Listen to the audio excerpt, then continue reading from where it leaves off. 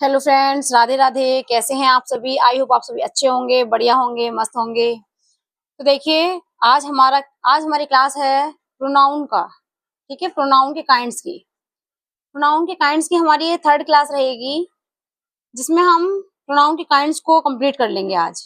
ठीक है, इसमें आज हम क्या कर लेंगे, प्रोनाउन के काइंड्स को कंप्लीट सीख लेंगे।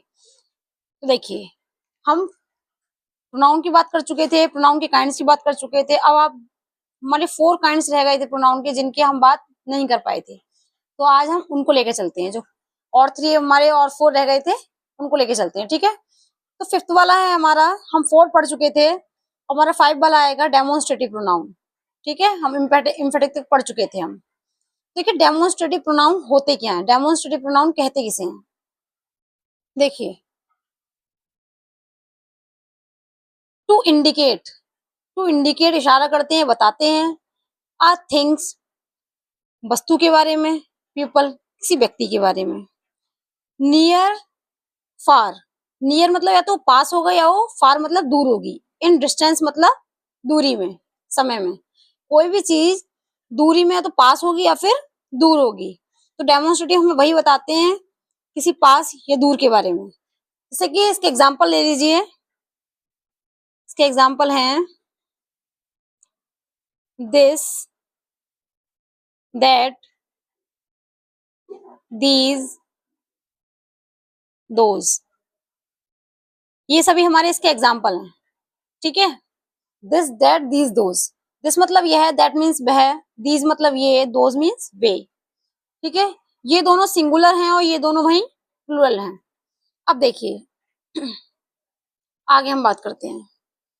जैसे कि हम टेंस को लेके चलते हैं, एक सेंटेंस को लेके चलते हैं, कैसे बनाते हैं। जैसे कि this book is mine. This book मतलब यह किताब, यह किताब इज मीन्स है, माइन मतलब मेरी, यह किताब मेरी है। तो यह अब इंडिकेट कर रहा है ना, यह, वह, यह किताब, वह किताब, ये लोग, वे लोग, सब क्या है, ये डेमोन्स्ट्रेटिव प्रोनाउन है। ठीक है, वही हम सेकंड की बात करते हैं अपने, इंटरोगेटिव। 6 वाला है हमारा interrogative. Interrogative sentence, interrogative pronoun क्या होते हैं। देखिए, जैसे इंटरोगेटिव सेंटेंस होते हैं वैसे इंटरोगेटिव प्रोनाउन होते हैं। अब देखिए कैसे। इट मीन्स यह है इंटरोगेटिव प्रोनाउन, यूज मतलब प्रयोग किए जाते हैं टू आस्क, किस चीज के लिए, पूछने के लिए। पूछने के लिए यूज किए जाते हैं, क्या, क्वेश्चन पूछने के लिए। और प्लस इसकी सबसे बड़ी एक पहचान जो होती है वो क्या होती है, क्वेश्चन मार्क। सबसे बड़ी क्या होती है, क्वेश्चन मार्क। ठीक है, इंटरोगेटिव, इंटरोगेशन मार्क। तो देखिए, इसके एग्जाम्पल को लेके चलते हैं हम। इसके एग्जाम्पल होंगे हु, कौन, व्हाट, क्या, व्हाई, क्यों, वेयर, कहाँ, हाउ, कैसे, विच,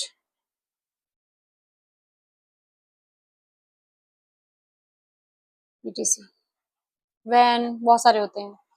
ठीक है, तो देखिए, इसको हम सेंटेंस में कैसे यूज करेंगे। जैसे मैंने कहा, who are you, who are you, तुम कौन हो। मैंने कहा हु मतलब कौन, आर मतलब हो, यू मतलब तुम कौन हो। और लास्ट में मैंने एक क्वेश्चन मार्क भी लगाया, जो हमें साफ साफ बता रहा है कि ये क्या, किसका, ये कौन सा प्रोनाउन है, इंटेरोगेटिव प्रोनाउन है। ठीक है, कौन सा प्रोनाउन है ये, इंटेरोगेटिव प्रोनाउन है, क्योंकि यहाँ पे क्या आ रहा है, क्वेश्चन मार्क आ रहा है, इसलिए क्वेश्चन मार्क आ रहा है, क्वेश्चन वर्ड आ रहा है। अब देखिए, हम चलते हैं आगे रिलेटिव प्रोनाउन के। रिलेटिव प्रोनाउन कौन से होते हैं। ठीक है, देखिए, रिलेटिव से आपको समझ में आ रहा होगा, रिलेटिव मतलब संबंधी, आपके रिश्तेदार। तो ऐसे होते हैं, मान ली। देखिए, रिलेटिव प्रोनाउन क्या होते हैं। इट मतलब यह है, इंट्रोड्यूस मतलब परिचय कराते हैं, किससे, अ रिलेशन, एक संबंध का परिचय कराते हैं। क्लॉज, एक संबंध क्लॉज का परिचय कराते हैं। जैसे कि मतलब आपको उसको सेंटेंस में जब यूज होगा तो देखकर ऐसा लगेगा कि हाँ मतलब बिल्कुल ही रिलेट कर रहा है, कि रिलेट किसी को जोड़ रहा है मतलब। देखिए एग्जाम्पल के लिए हम समझ लेते हैं। अब आप ये कहेंगे कि इंटरोगेटिव और रिलेटिव के एग्जाम्पल सेम सेम है। हाँ सेम सेम है, लेकिन वहाँ अर्थ चेंज हो जाते हैं। वहां पे क्वेश्चन मार्क होता है और रिलेटिव में क्वेश्चन मार्क नहीं होता है। देखिए कैसे, हु, मीन्स हु का मीन्स है यहाँ जो, हुम जिसे या जिसने, हुज जिसका,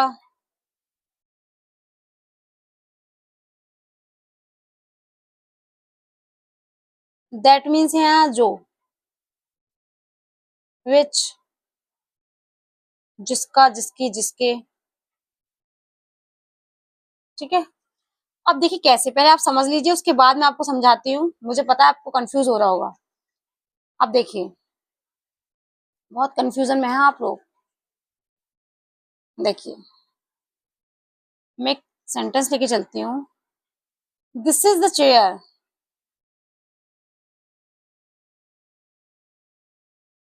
यह क्या है, चेयर है, कुर्सी है। हुज जिसकी, लेग मतलब टांग, इस मीन्स है ब्रोकन मतलब टूटी हुई। यह कुर्सी है जिसकी टांग टूटी हुई है। अब देखिए यहाँ पे लास्ट में कहीं क्वेश्चन मार्क है, नहीं है। आप सबको ये पता होगा कि इंटेरोगेटिव वर्ड जैसा ही दिखता है वो भी।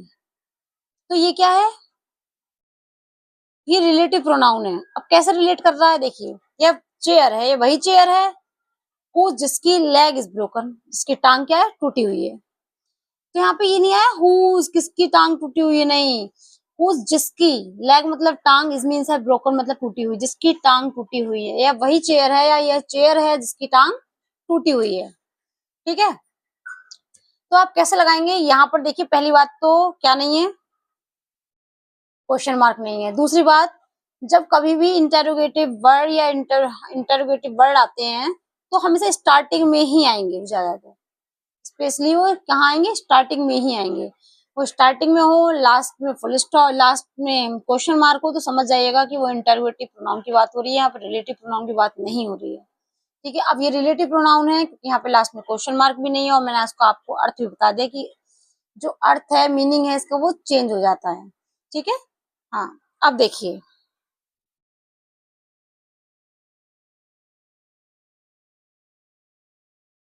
अब बात करते हैं हम लास्ट 8, जो है डिस्ट्रीब्यूटिव प्रोनाउन। ठीक है। डिस्ट्रीब्यूट क्या करना होता है, मतलब बांटना। ठीक है। तो इसमें कुछ ऐसा ही होगा कि जिसमें आपको लग रहा होगा कोई चीज बट रही है, किसी एक को बांटी जा रही है, मतलब किसी दो में से किसी एक को दी जा रही है, या फिर दोनों को कितनी कितनी दी जा रही है। देखिए डिस्ट्रीब्यूटिव प्रोनाउन जो होते हैं, इट मतलब यह है, रेफर मतलब रेफर टू पर्सन, ये किसके लिए होते हैं, पर्सन के लिए होते हैं, प्लेस के लिए होते हैं, और थिंग्स के लिए होते हैं। वन एट अ टाइम, एक समय में एक के लिए ही यूज किए जाते हैं। ठीक है।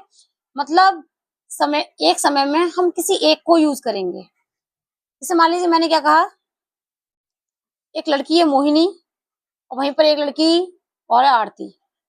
तो मैंने मोहिनी और आरती में से क्या कहा कि तुम दोनों में से किसी एक को ही जाना है स्कूल, तुम दोनों में से किसी एक को ही स्कूल जाना होगा। तो अब देखिए मैंने वहां पर दो लड़कियों में से किसी एक को बांट दिया ना, या तो मोहिनी जाएगी या आरती जाएगी, इन दोनों में से कोई एक ही जाएगा। तो वैसे ही ये होते हैं कि डिस्ट्रीब्यूटिव प्रोनाउन या तो पर्सन, प्लेस और थिंग्स को रेफर करते हैं, उसे वन एट अ टाइम, एक समय में एक को। जैसे कि एग्जाम्पल के साथ समझेंगे हम इसको। आइदर ऑफ, ये होते हैं। ठीक है। ईच ऑफ, एवरी ऑफ,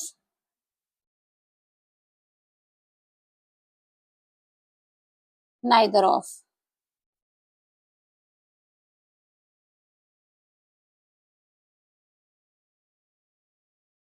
अब देखिए ध्यान से समझिएगा। Example, either of the two roads leads to Narora, to Narora. देखिए either of the two roads, either of the two roads, इन दो सड़कों में से लीड्स टू नरोरा, इन दो सड़कों में से कोई एक कहाँ जाती है, लीड्स टू नरोरा, नरोरा की ओर जाती है। इन दो सड़कों में से कोई एक सड़क है जो कहाँ जाती है, नरोरा की तरफ जाती है। मान लीजिए कोई एक पॉइंट है, वहां से एक रास्ता ये जा रही है और एक रास्ता ये जा रही है, ठीक है। अब मैं क्या कहूँ, इन दोनों में से कोई एक रोड नरोरा को जा रही है, तो कोई एक ही जा रही होगी, दोनों तो नरोरा को नहीं जा रही होंगी, नहीं एक ही कोई नरोरा को जा रही है। इसने क्या कहा, आइदर ऑफ, या तो ये या फिर ये, इन दोनों में से कोई एक। द टू रोड्स, इन दो रोड्सों में से, इन दो सड़कों में से कोई भी एक लीड्स टू नरोरा, कहाँ जाती है, नरोरा को जाती है। जैसे मान लीजिए कहीं प्रोग्राम हो रहा है, ठीक है, स्कूल में कोई प्रोग्राम हो रहा है, मान लीजिए जन्माष्टमी का प्रोग्राम हो रहा है, और उस प्रोग्राम में एक साक्षी हो गई और एक मनस्वी हो गई, ये दो लोग पार्टिसिपेट कर रहे हैं।